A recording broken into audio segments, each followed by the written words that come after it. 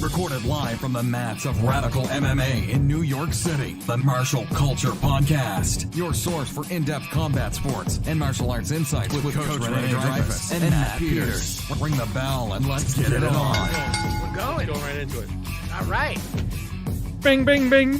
Mr. Peters, how are you today? I'm fantastic. It's weird. I'm not wearing headphones. Me neither. I don't like that. I can't hear my own voice like reverberating in my head. I feel naked. Do you want to? I have a pair of headphones you can use as dummies. No, I'm okay. Then you won't hear yourself. Technical difficulties in the studio today, but we are still here and still recording. We changed the room around, so every time I change something, something breaks. That's life. But it's improvement, and it's fantastic, and this is amazing. So I'm just happy. I like round tables. I feel like reminds me of our recording at Radical when we first started. Yeah, on a shoestring. On a shoestring. My gosh. I lost a couple of recordings in there because I made some mistakes. I'm sorry, guys. There's some good ones that we don't have anymore. Oh, right. We got to redo the hero's journey. Didn't we screw that one up? No, I think we have it, right? One? Yeah. No, it was one we there was one we did because we did two in a row and we lost the second, right? Yeah, I remember that. I can't remember what they were, but and then there's another one that I recorded with Jilson. Yeah. That is still up there, but it doesn't sound great. Oh, okay. And he wants to do it over again, so we'll get him in again to fix that one. But other than that, if it's a Jilson podcast, it's gonna be like 3 hours. That's true. Well, we have strict timelines here. You have to get out. And I know he's listening, so it's gonna be funny. He's gonna get me for that one. Well, we got to get him back in here soon. Big information guy. Fantastic. So big weekend. Yeah, for a lot of reasons, a lot of heavyweight fights. Oh boy. Yeah. Then there was 2 UFCs this weekend. So there's the Ultimate Fighter finale on Friday. Oh, I didn't watch that one. And I did. And it was the main event was actually like pretty freaking good. The rest was it was fun. But then there was that, and then there was the Dos Santos versus Tuivasa card, and it was like talk about old school versus new school. People coming out of the woodwork for the old guys that you used to see 15 years ago fighting. They're up there on this card. They had 3 old guys in the main card. Yeah. Did you see what I posted? By the way, speaking of old guys, we talked about Chuck Liddell in the last podcast. Did you see what I posted his on the Facebook page? I'm not on Facebook. Okay, so I think it goes right. I should push the button to make it go to Instagram. I don't think I did that, but it's so what Chuck Liddell did was after his disastrous loss to Tito, he posted an explanation of why he went back to the martial arts, and it was very heartfelt, and it really made me change the way I looked at it. I really don't think he should be fighting professionally, but I understand why he did it, and it seemed less ego, but he was saying that how martial arts was his lifestyle and it always put him in balance, and without the will to put himself out there and compete and try to strive for his best, he just doesn't think that he was in the right frame of mind. So it was a real personal journey for him, a test of his character and his warrior spirit, and I do respect that. That being said, I don't think fighting Tito at the highest level of MMA is just smart for you anymore. Maybe you should, find something else. But there's got to be something else he can do. Yeah. Does he teach? I don't think he does. Yeah, that would probably help a lot. Yeah, but it's interesting, and it was a very heartfelt video, and I really feel with him because I'm of a similar age than he is, and when you feel the sunset, on your martial path, or I should say your competitive martial path, do you have to find a way to redefine yourself? And like you said, teaching is what it does for me. I always enjoy teaching though, but there are also different venues you can compete in. And Anderson Silva actually, he was about to get cut from the UFC at one point, and he said that he would try out for Taekwondo in the Olympics. So he'd go back to amateur, but they wouldn't let him because he was already pro. But I think you can. There's a lot of examples of people in certain sports transitioning to others. There's a famous judoka who competes in the BJJ world now. There's also a number of famous wrestlers who are in the BJJ world now and the submission grappling world.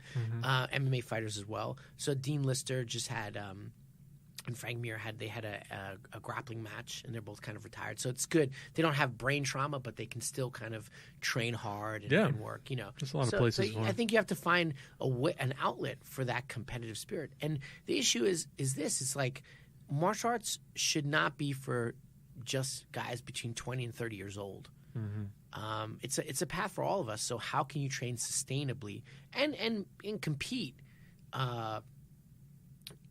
At a level appropriate for your age group and for your body's ability to handle that punishment, Do you think he's the kind of person that would be upset if there was like so many rules, like you can't hit people in the head or stuff like that? Yeah, like, totally.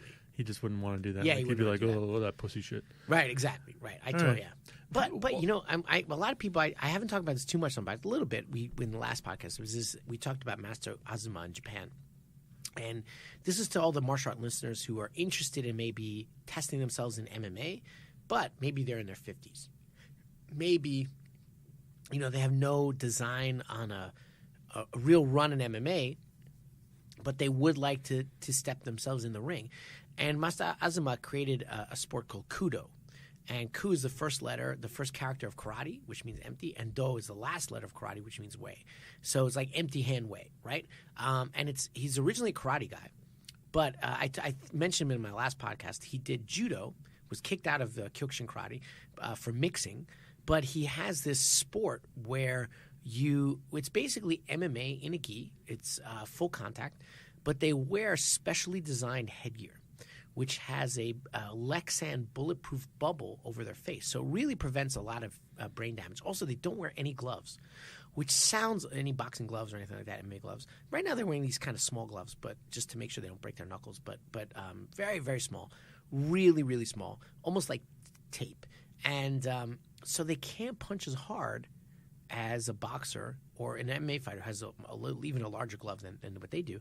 So you're dealing with a much less brain trauma, and it's still MMA rules. Mm-hmm. They have some restrictions on how long you can be on the ground, but also with the gi, it does slow the game down. And most importantly, he has age brackets. So if you're 50 years old, you fight in the 50-year-old age bracket. So you're going to fight someone in your peer group, in your age group, and your experience level, and you can test yourself. And it's a great way. And you can walk off of that without having to worry about like significant brain damage. So it's a great sport to think about if you want to test yourself in MMA, but obviously don't have designs of going to the UFC or anything like that. And unfortunately, it's not so popular in America. But I know one of my friends, he lives in LA now, and he was trying to organize. I think he organized one, but he organized a tournament in LA a few years ago, and he's trying to get it off on the ground. He's Japanese, and he has connections to the Master Azuma. And I'm hoping that tournament takes real hold in America, because it's a great opportunity for civilians, non-pros, to test themselves in a venue which is very safe and also realistic. And the same thing with combat jiu-jitsu, which I always talk about. It's basically slapping to the face and grappling. So it's very real, but at the same time pretty safe. Mm-hmm. So that's awesome. Those are venues where you can compete. Come on, Chuck. Yeah. Look them up. Yeah, I know, right? So the Olympics does not allow professional athletes to participate. Well, they kind of do. Because professional basketball players have been playing in the Olympics for decades. Yeah, it's I'm not an expert on this, but I know originally if you're a pro, you could never go to the Olympics. That was like in the 70s, and then they changed it. I wanted to win. Believe it was the first one they changed was for basketball, probably, and then it became tennis. So the pro people on the pro tennis circuit also go to the Olympics, but each sport's individual association makes the kind of rule set of who they're going to allow and who they're not. And the Taekwondo Association would not allow Anderson Silva to compete for them. Mm-hmm. So I don't know if it was an Olympic bylaw or if it was the Taekwondo Association itself only, but they were like, you're pro and you're combat athlete pro, so. Mm-hmm. No. Yeah. And also, I think,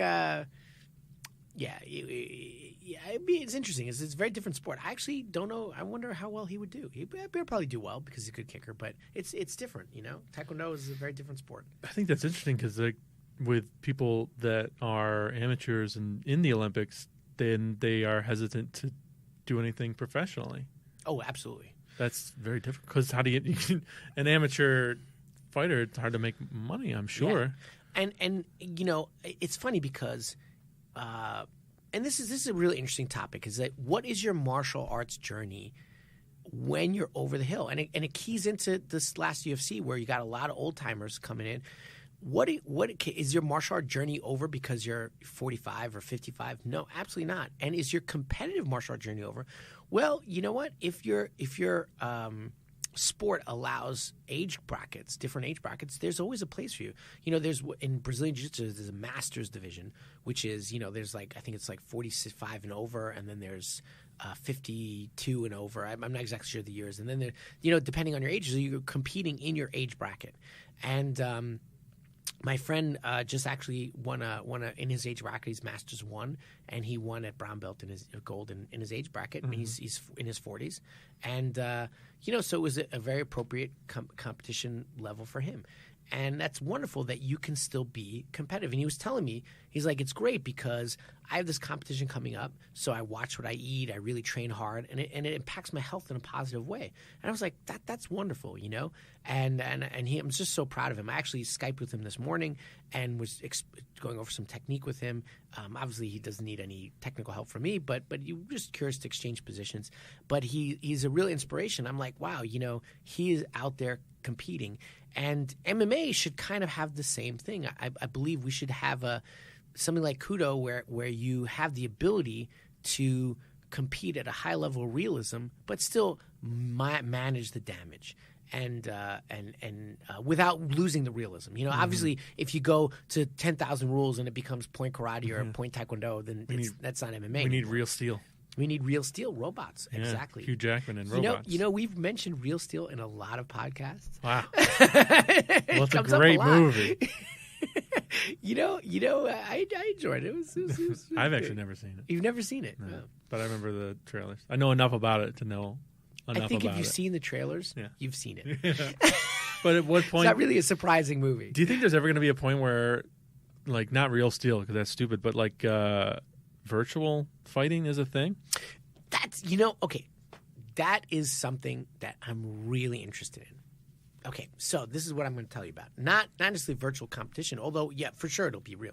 But, okay, so you're in the ring training at your dojo or academy, boxing gym, whatever. And, again, you know, brain trauma is a very serious thing. So you're putting in the rounds and sparring with another partner who's trying to kill you. Now imagine if you did that in a virtual where you just got a sting, you know, an electric stimulation sting to show you got hit. Mm-hmm. But you could instead of doing all your rounds where you're actually getting hit, do 50%, 100% sparring, like you're really trying to hit him. But instead of getting brain damage, you just get a little neurological, you know, notice. Feedback some sort of feedback, you know, and then you lose, like the way you play a video game. And to really impose, so you're in some sort of virtual world, and if it worked exactly in the speed of your movement, the way I thought of it is, do you know the Wii where you the wave the wand? And I was playing that, and it does have a boxing game, but it's silly because it doesn't react to your movement in a complex way. Yeah. But even still, I'm like, wow, this, you know, 100 years, or not even 100, probably 10. This would be a really good training tool. Do you remember like the shooting games, like the Metal Gear and all those? Not Metal Gear. I never played them, but yeah. The first-person shooter games. Doom, they were trying to make it so realistic, and so they have the virtual reality headsets, and they have the virtual guns, and then they have like these treadmills that are 360 treadmills. So you're like walking, and you can turn around 360. Yeah. Wow. They also have a suit that provides feedback of gunshots. So if you get shot, it hits you. Oh, wow. Not obviously, not a bullet, right. but you feel like you got hit, right? Something hit you. Yeah. You know, but I'll tell you something. This sounds like this is fantasy, but the U.S. Army has said that in terms of physical conditioning, the recruits that they have now are the lowest they've ever been because they're all sitting playing video games. But in terms of hand-eye coordination and accuracy in shooting, they're the highest they've ever been. So you're getting guys who are shooters who basically have trained themselves as young, and their hand-eye coordination, their recognition of targets is incredibly high because it is experience. And, you know, I don't really play these video games because they're just too chaotic. But imagine, have you played some of the new ones that they're really, there's a lot going on. It's very hyper-stimulated. If you can pick out your target in that hyper-stimulated environment, hit it, even through a virtual world, obviously you're developing some serious skill. I've heard that, especially with drone pilots, they recruit these guys like crazy. Right? It's basically a video game. You know? They do the pilot training virtually, and it's pretty high intense right now. Obviously, with drones and everything like that, they got to be trying to develop some way to do hand-to-hand training. The military is doing something. Yeah, probably. And Well, we'll but like in we 10 said, years. hand-to-hand combat is not a priority for the military. You know, it's gunfighting and things like the on the U.S. Army's list of skill development, wrestling and boxing is the lowest of the low. You know, so but I would like to see DARPA, one of those organizations, develop some kind of But when training. the EMP goes off and we're all screwed, we need to be able to fight each other with knives and hands. And that's coming. Eddie Bravo told me.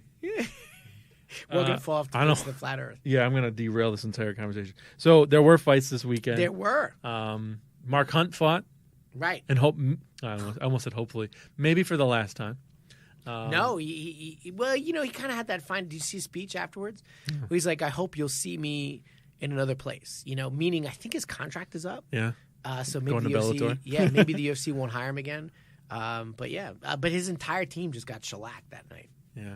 So, you know, the team juggernaut. Yeah, Australia had a bad night. They had a bad night. But, well, I wouldn't say Australia. I would say that team because it was really, you know, the heavyweight bruiser team. Yeah. And but it was an interesting card of fights.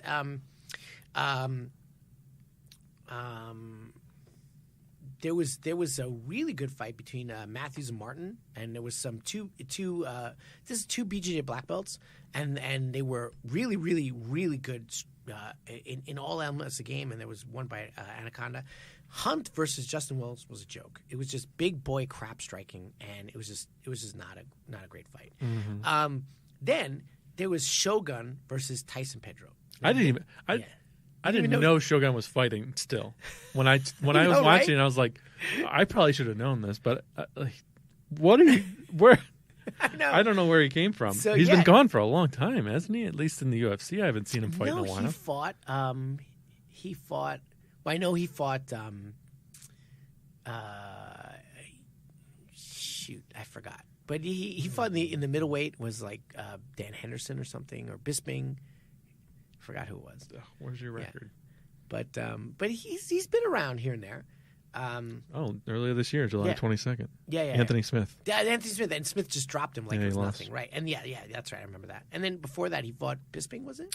Gian Villante. Gian Villante. And who before that? Corey Anderson. Oh, and he just lost all of them, right? He won those last two. Oh, no kidding. Lost against Nagura. Oh, no, he beat Nagura. Yeah. And then he lost against Owen St. Preux. Well, yeah. And Dan Henderson beat him. Dan Henderson, right. That's the one I was thinking of, Dan Henderson, right. But you know, Shogun did not look like great, but in the beginning, he was just really getting outstruck.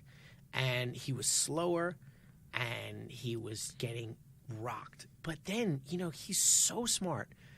He just took it to grappling, and this guy Tyson Pedro. This is the thing about the UFC today, and it's a lot of guys are not high caliber in multiple skill divisions, especially as they come in. And Tyson Pedro's he's a good striker, but he has not a lot of grappling, just not a lot. And Shogun dominated in the grappling. The first round started really tough for him, but then he dominated with the grappling. Then he tired Tyson Pedro out because Tyson Pedro's like, this guy's just lying on top of me and smothering me. Mm-hmm. And then, you know, when you have a striker but you get tired, you just don't have that same snap. And then Shogun was like, okay, you're slower now. Now I can take you. And he dropped him with an overhand counter in the third and went to the ground and just ground and pounded him, and the guy didn't even understand how to get up, and then we fought. And then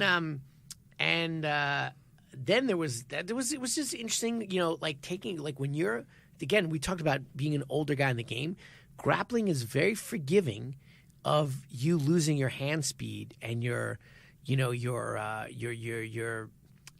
youthful athleticism. Look at how long Randy Couture's career was. He was a very long career, and part of the reason that Dan Henderson, we were just talking about it, is because as a grappler you take less damage, but also once you lock in tight, you don't have to be as explosive. Particularly if you put the guy on his back, then he cannot engage the tremendous explosivity of his legs and core muscles. So if you're pinning a guy on the bottom, mount or somewhere back control, his legs are not something you have to really worry about. And so you can take your time and be an anaconda rather than a viper. And, Shogun for a lot of this fight was an anaconda, just on top of him, laying on top of him, just picking him off with these short elbows, very short, but over and over again. And it was a real smart way to take the fight. And then, so that was Shogun. He's still in the game. That was really cool. I thought maybe he should retire, and I don't know. He didn't look so great in the striking, but he managed to get a win, so good for him. Tuivasa versus Dos Santos. Again, Tuivasa is very, very, very, very talented striker in a lot of ways. Mm-hmm. One, not a lot of ring experience, so he was blasting Dos Santos, and he got way overconfident. Started chasing him with these big overhands. And people say, MMA is not street fighting. I want to talk about this sometime, but be like, MMA is not street fighting. Man, you look at this guy, that was a street fight move right there. Just big haymaker overhands coming over the top, just craziness. He said that after he was, I'm just street fighter. So I'm a street fighter. Yeah, he even says his style is street fighting. Yeah. I mean, he's the more technical than that, but that what he was doing was total street fighting. Just the guy is huge with tremendous power, and he's coming at him like a freight train. Mm-hmm. Just coming at him like out of control freight train. And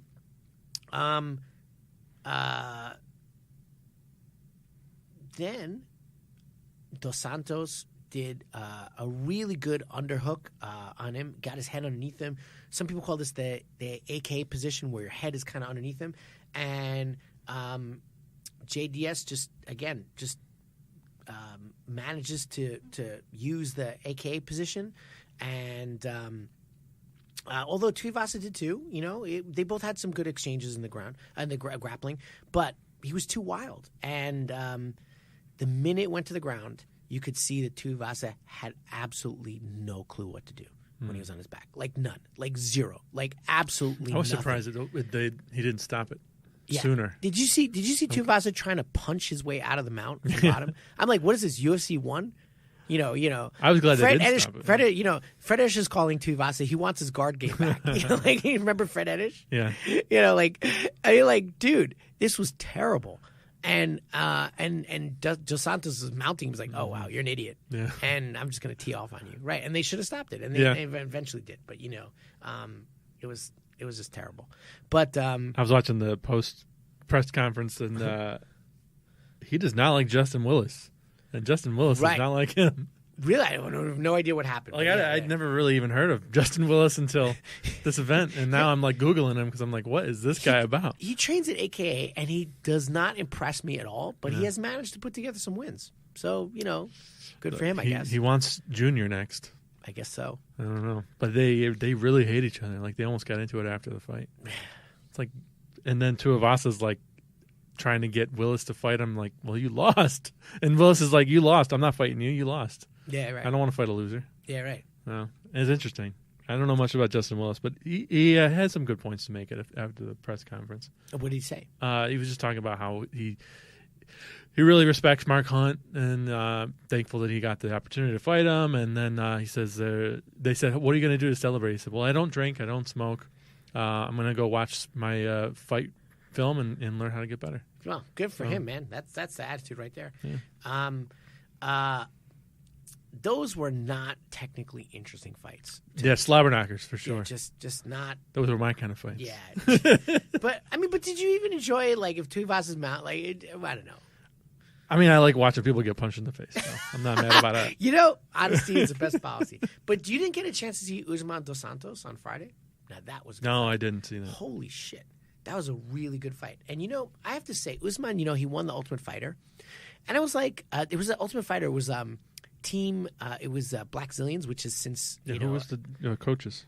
It was the Black Zillions versus the American Top Team. So it was all the American Top Team coaches versus all the Black Zillion coaches. So it was actually on the American Top Team side. It was Laborio and a few other guys, and it was basically their general coaching staff. So, and it was the owners, the two owners who hated it. One has since died, but and Black Zillions has gone disbanded, and now it's Hard Knocks 360, but it's basically run by Anthony Hardong,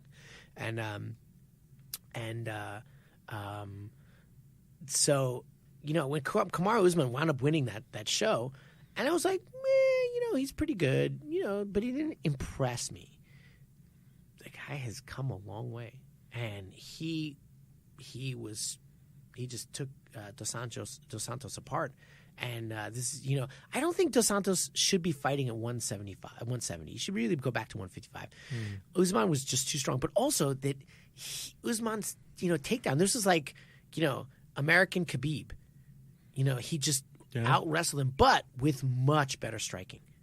And he is something else, man. There was something else. And one thing I was really interested. If you get a chance to see the fight, try to see the fight. Usman did something I really like. Is in his clinch, he was not just thumping the guy going for wrestling against the cage. He was really creative with his clinch striking. So he stomps on the guy's foot. He loves the shoulder punch, where you cock your shoulder back and punch it right into the guy's throat or into his shoulder. So he'd come and shoulder punch him. Then he'd stomp him. He'd knee his knee. He was really creative with the strikes. And what was very interesting, he kept backing Dos Santos away towards the cage, which, this is a problem because Dos Santos just allowed that to happen. He just kept thinking the cage behind his back would be a good thing, which it was not. And he got dumped over and over again. There was 11 takedowns in that fight, and I think the successful takedowns, was like Usman was almost 90% success rate for all the takedowns, and he tried like 12 and got 11 or something, right? But Usman would corral Dos Santos with a really good stiff jab. I mean, the guy has developed a great jab. It's like a little spear coming out, and then you just boom, you corral him, put him against the cage. And then when he got against it, like I said, he was clinched. It was really, really, really creative stuff. So he'd shoulder punch him, he'd stop him. He would hit him with a lot of kidney shots. And what he would do is he'd get this uppercut. And I mean, if you look at statistically, a lot of people are understanding the uppercut from the clinch, from tight clinch, wrestling clinch, is a show finisher. You know what I understand? The Yo Romero. He's dropped guys like that. And he just hit that uppercut to the body and uppercut to the face, Usman, and he just picked Dos Santos apart. And he had this interesting middle distance where he would kind of back away from the cage, hit him, and then go back to the cage. Kind of back away. It was like not clinch, but not distance either. It was this almost like a boxing distance where he was like, okay, I'm going to disengage a little, but not enough for you to get away. I'm going to hit you and go back in. And it was just great fight. It was a really, really good fight. Wow. Really interesting technically. And Dos Santos, even though he got taken down, he used a really good guard work, courtesy of his of his instructor Gordo, who's a half guard master. But he just couldn't make it happen with a guy who had such dominant wrestling and dominant strikes in two elements of the fight. He was outclassed, and Usman's no slouch on the ground. Obviously, he knew what the guy was going for, would not let him get any control. Yeah. So that was that. It was a really interesting fight to see creative clinch work. I enjoyed it. Unlike the other two, which is just like big boy crap striking. Not crap, but whatever. It wasn't my thing. Was that the only good fight on the whole thing? It was. There were some other fights, but the Ultimate Fighter winners, the two fights, they were okay. I'd say this is the last Ultimate Fighter season. They've canceled the show because Fox is out now. Yeah, ESPN. And it's ESPN, and I don't think they're doing the same thing on ESPN. They're going to switch over maybe to the Contender show now, I guess. But this last season was. It wasn't the best technically speaking. The guy who won the heavyweights, there was two. There was a female title and a male title. He's actually pretty good, but his opponent was just not even his remote class. Yeah, Tapia? yeah, right. Tapia? He's a Spanish guy, Espinosa Padilla, something like that. Yeah, and then he was just way outclassing his opponent. They shouldn't even been in the same cage together. Just two different fighters. Yeah, round 1 it was over. Yeah, it was instant. And then the two female fighters were, I respect them, but they have a long way to go. Both the fighters have a long way to go to really reach what I would say is a significant level of technique. But they're not bad. They're okay. Yeah. But that was the Ultimate Fighter finale. The main event was good. The Dos Santos and Usman. That was good. And Usman, man, he's gonna fight for that title, and let's see what happens. But I think Dos Santos should go back to 155. He was much better at 155, even though he had to win recently at 170. But when you're dealing with a guy who's technical and strong, he knows exactly what you want. You're in trouble. A lot of times jiu-jitsu guys say, size doesn't matter, strength doesn't matter. That is not true. Yeah. Size and strength do matter. Now, they can be overcome with technique. Mm-hmm. Absolutely. I believe that. But if he's stronger and you make a technical mistake, the consequences are much more severe. So it's like, I don't believe in the all things being equal argument. So a lot of people say, like, all things being equal, the stronger guy wins. No, okay, that's not really true because you know what? No things are never equal. So you can say, that guy's jiu-jitsu is good, the other guy's jiu-jitsu is good. Okay, but the other guy's stronger, the other guy's going to win. No, it doesn't work like that because jiu-jitsu and wrestling and martial arts, there's so many factors. You could be good at this element of the game, that element could take him by surprise, all that. But what is true is when you make a technical mistake or he does something really good to you, if the guy is heavier than you, the consequences are much more severe. Mm-hmm. So if a guy outweighs you by 100 pounds and you let him pass your guard and mount you, it's not the same by any means as a person who is only 5 pounds heavier. Yeah. That weight, gravity is a thing. I don't know. Eddie Bravo, gravity. No, I guess he does believe in gravity, just a flat word. Well, a form of gravity. A form of gravity, yes. I know. We're continuously falling, I believe. But it's all conspiracy. Sure. But, the consequence of screwing up is much more dire. Yeah. So that is something you have to take into account, particularly with punching. When someone's heavier, they punch you, it hurts more. Shocking, right? Yeah, that's math right there. Yeah. So you have to understand that if you're fighting at 155, but 170, but you really should be at 155, you're taking a lot more damage. Yeah. Which is why Demetrius Johnson was so hesitant to go up to 135. He's like, dude, I don't want to take that damage. Sure. I get that. I totally get that. But anyway, that's my take on the fights. They were good. If anybody gets a chance to watch the Usman Dos Santos fight, it was a very interesting fight, very technical, cool fight. You can skip the Mark Hunt one and the Dos Santos and the Tuivasa. That one you can Dos Anjos and Tuivasa. I get those guys confused. Too many doses. Don't skip it. You want to watch bloody fights? It wasn't even that bloody. No, it wasn't. Yeah. They need to cut their eyebrow. Yeah. That's when it gets real bloody. That's a pro wrestling thing, right? Where you cut the eyebrows. Yeah, they get the razor blade. Hide the razor blades, right? Yeah, cut themselves. Oh God, that's crazy. But I can't imagine doing that. So let's talk about the big fight coming up: Ortega and Holloway. I cannot wait. Talk about a fight card that is so stacked and so amazing. And Ortega's. This is going to be a great fight. Ortega's jiu-jitsu versus Holloway's jiu-jitsu, Ortega's striking versus Holloway's striking. They're wrestling versus each other. I mean, they're really interesting, and I can't wait for this fight. And then there's Shevchenko and all this stuff. It's a great fight card coming up. So, what's your take on Holloway and Ortega? I really, really like Ortega. Yeah, me too. I just seeing things that he just seems like at another level of fight knowledge and just being able to execute. Yeah. And I think he's got such a fluid motion and such good power. I don't know. I don't see him losing. Yeah. No, I agree with you. And I agree with you. But, Ortega, Holloway is, and I want to talk about this, Holloway is a bit of a street brawler too. So he can go from being very technical to being like wild. Mm-hmm. And sometimes that's kind of an advantage. Just to have that like gnarly fight spirit, and you can see that sometimes a guy with this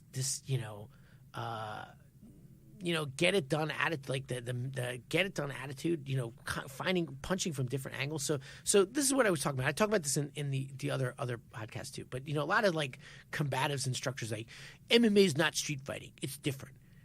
No, you're wrong. Because a lot of guys will switch from technical striking to just throwing bombs or back and forth often. They won't be just like, clean Mayweather boxing. That being said, nobody thinks Mayweather will lose if somebody tried to punch Mayweather on the street, he'd kill him. Like they only say that because, they watch things on the ground and like, oh, these two guys humping each other like blah, blah, blah.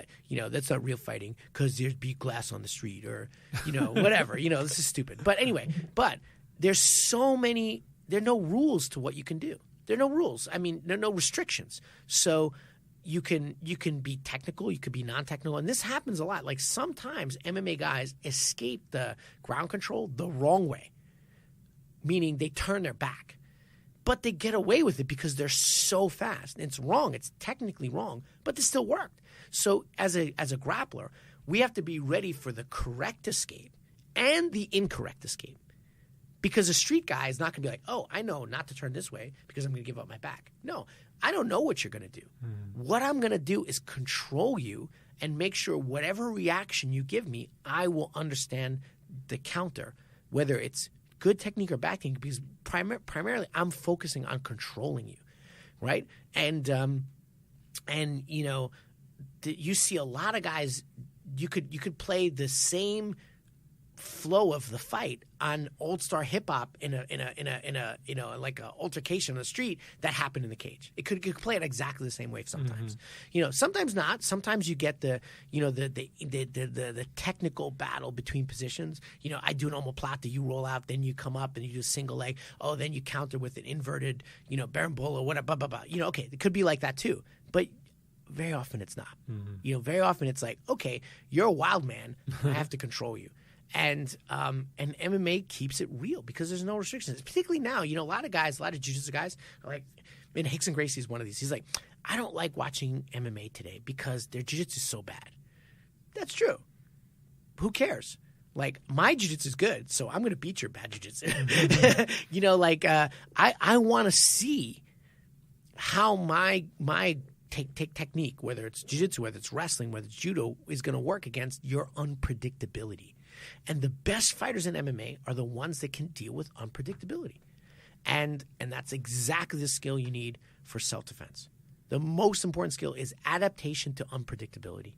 And because you don't know if he's going to come at you with the single, you don't know if it's double, if you don't know if he's going to try to grind his head into your eye, come over an elbow, he's going to try to grab your head and put you in a headlock.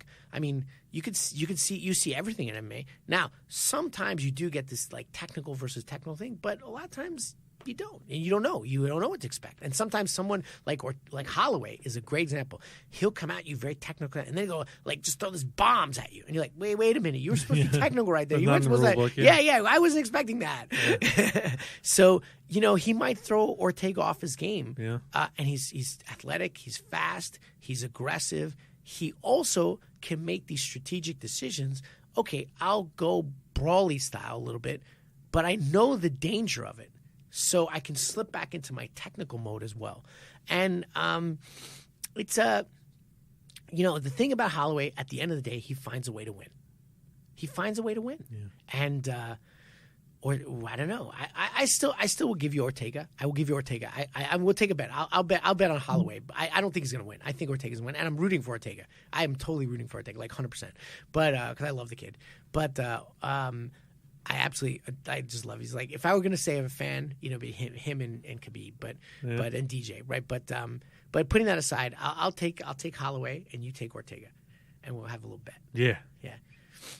Sounds good. Yeah, I don't think either way, it's been an interesting fight. I think I'm going to win this one. Oh yeah, I totally will. Probably not, because I'm jinxing this guy now.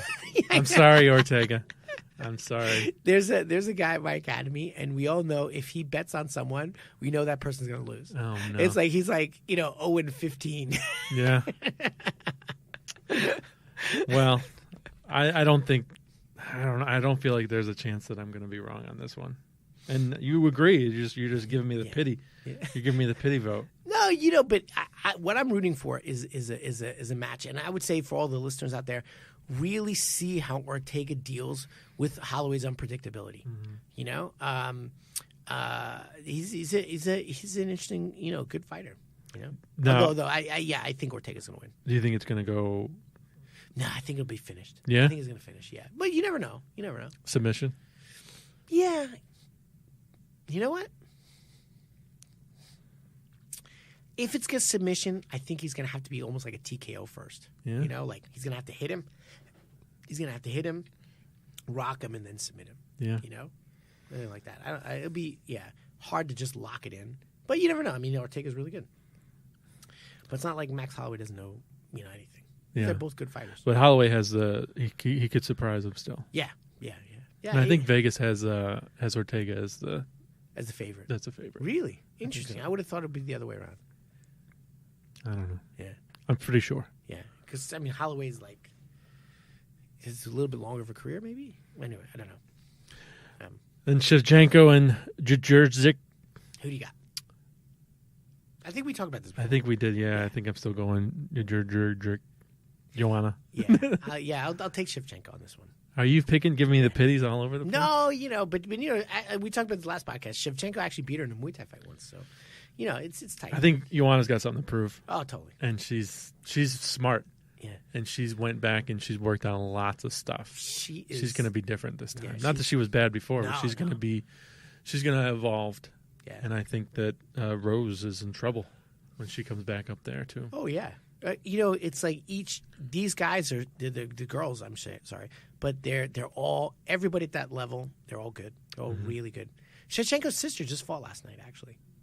Oh yeah. Yeah. She was all right. She had a long way to go to. She ain't like Invicta. Or? No, at the UFC. Oh yeah. She made her UFC debut. Yeah. It's a long way to go, but she's doing fine. But okay, so that's it. That's really, really great fight. This Saturday, yeah, Toronto. We're driving up, right? I got tickets for us. You not ready to go? No. I'll pass. Although Toronto's a great city. My wife used to live there. It's a great city. Yeah. I've been there when I was a kid. When we lived in Rochester, it's an hour across the bridge. Yeah. So, maybe 2 hours. This is it's interesting because Toronto has a great martial culture too. It's a city with a lot of really great martial artists. Yeah. I have a friend who has a martial arts school up there, Dominic, and he's fantastic. And they have lots of good jiu-jitsu, a lot of good martial arts. It's an interesting martial art town. They got the good TGI Fridays up there. I remember we went there. We went to TGI Fridays. It's so weird. My family is weird. We go places and we're like, let's go to a chain. Let's go to Applebee's. That's a very American thing. My first day in New York City, my boss said that we're going to take me out to lunch to celebrate my first day of work, and he said we're going to TGI Fridays. Are you serious? I'm in New York City. There's got to be something better than TGI Fridays around here. You know what it is? It's a lot of people take comfort in predictability. Yeah. It was a good burger. Yeah, but it's predictability and is something that we, as a lot of humans, crave. That you just more people are interested in their, waking up, doing their job, paying their taxes, going to bed, taking care of the kids, going to just doing that life of predictability than fighting in the octagon. And I guess that's the way it is, or some people just they don't want to be as adventurous as other people, I guess it's something that I don't want to live my life that way, but I also do in some other elements of my life do appreciate that predictability. But I will never go to TGI Fridays. Wait a minute, you've never been to TGI? No, I have been, but I will never go again. I think the last time was 15 years ago. Oh, it's on me. There's one around the corner. There's actually there's one in Penn Station I would be waiting for the train in Penn Station and they would be there. So. Dunkin' Donuts is my go-to for coffee because I know I'm going to get a good cup of coffee. Or just Dunkin' now. I don't actually like coffee, so it's not a big deal for me. But everybody says that Dunkin' Donuts coffee is better than Starbucks. Are you a tea man? Yeah, I'll drink coffee when I'm sleepy. Yeah. But I like tea. I prefer tea. But I'll drink coffee and I don't care about the taste. Yeah. Because I hate it. Wherever it is, coffee, I just don't like it. I make the really strongest coffee. Yeah. Put 12 scoops into a container or something. Wow, that's very strong. Yeah, I'm a caffeine junkie. I used to have like 3 Monster Energy drinks a day. Wow. I Do you got know the, a guy just developed incredibly serious health problems from drinking too many energy drinks. Yeah, and my wife told me I can't drink them anymore. I agree with her. That's fine. I got the pre-workout stuff once, and I didn't go work out after I took it. I would just have it before work and be like, all right, I'm ready to work. So and then they came out with that powdered caffeine that literally was just caffeine. Yeah, which is that's it's just cocaine at that point, right? It's just cocaine. And I couldn't find a way to get it. Like you can overdose on caffeine really easily, especially at those quantities. No, Jilson, spoke about this once, and he said a lot of people are very anti-steroid, but they'll also put a lot of other very unnatural and unhealthy things in their body. Mm-hmm. And there's this division between like steroids and then, putting like tons and tons and tons of caffeine in your body with caffeinated powder is definitely not a good thing. Yeah. I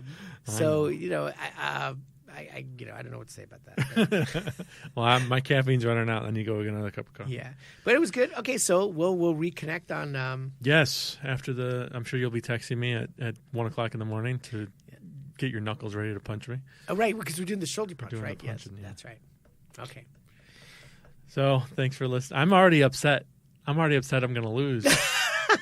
I have this loser mentality now. Don't have the loser mentality. You have to be a fighter. You have to I'm not a fighter. I'm just a guy that watches it. I need to learn. Matt. We're all fighters. We're all fighting something, We're right? all fighting something. All right. Well, thanks for listening. We'll see you in 7 days to talk about. What are you doing? I'm practicing my knuckle. Oh, good Lord. Goodbye. Thanks for listening. Follow us on Twitter at Marshall_Culture and on Instagram at MarshallCultureCast. Please leave a review on iTunes, and we'll see you next time on the Marshall Culture Podcast.